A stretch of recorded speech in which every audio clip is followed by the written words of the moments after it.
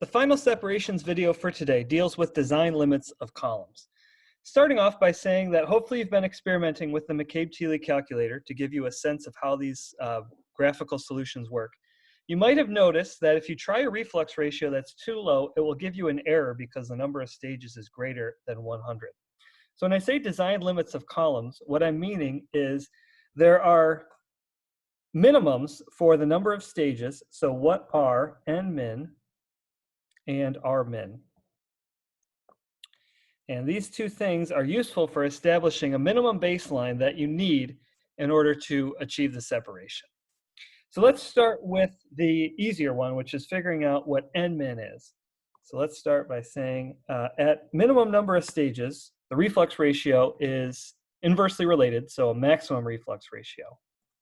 So another way of saying this is as reflux ratio tends towards infinity, what are the number of stages that I have? So for r goes to infinity, my slope of the operating line, my rectifying section operating line, is equal to r over r plus 1. So as a limit, as r goes to infinity, this slope is going to start to approach 1. What you may notice is the slope of the y equals x line.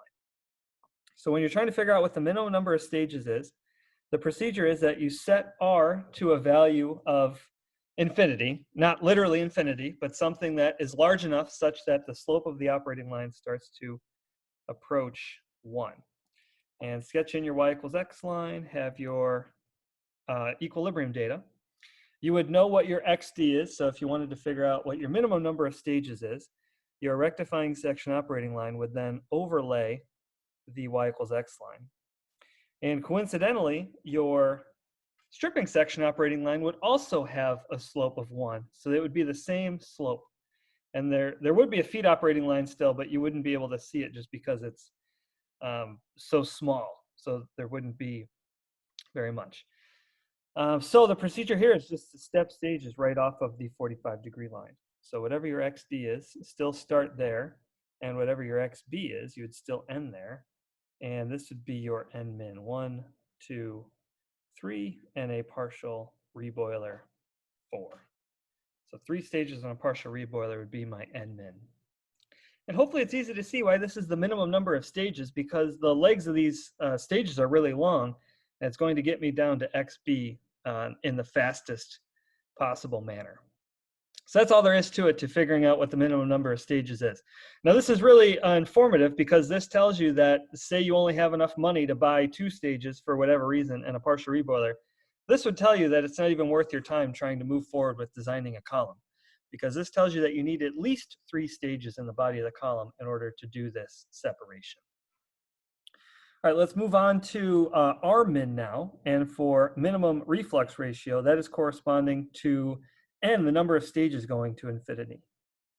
So r min corresponds to n tending towards infinity. And if you tried a low reflux ratio on the McCabe-Thiele calculator, you may say, well, what happens if I just try to reflux 0? And I'll show you what happens.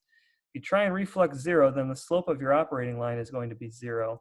It really doesn't make much sense at all. So you have to reflux something.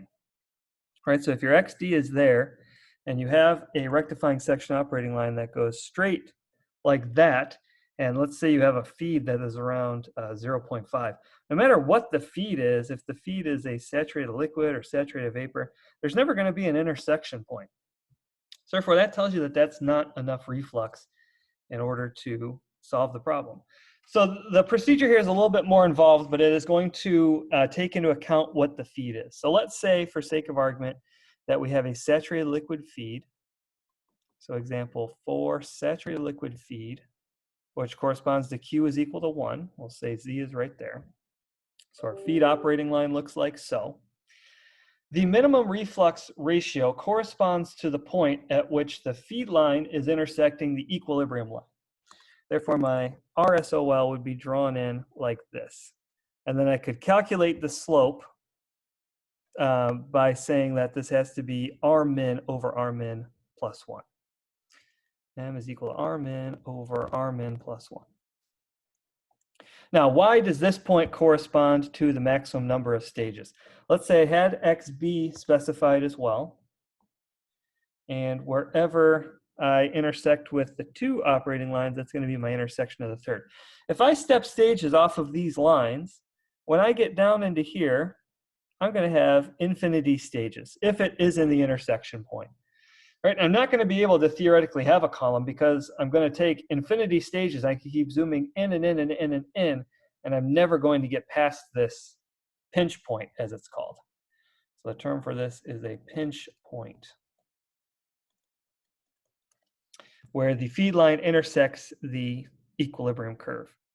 So the procedure here is to, once again, find this intersection point where the feed line intersects the equilibrium data. You could do that by setting the 2 equations equal since they're both solved for y. And then once you know what the other point on the rectifying section operating line is, you can solve for the slope by saying the slope is rise over run. In other words, it is xd minus y intersection, where y intersection is there, and x intersection is there. I'm not going to call it z, so if you have a saturated vapor feed, for example, your feed operating line is vertical, and then you'd have a different analysis. yd over y intersection over xd minus x intersection. And that should be something that you can calculate, and you can therefore calculate what the minimum reflux is. This is also informative because it tells you what the minimum possible reflux ratio is. In other words, you should never evaluate or try to solve for the number of stages if R is not at least greater than R min. So that's all I wanted to share in this video. Get some more example problems in the coming videos. Hope you enjoyed watching. See you next time.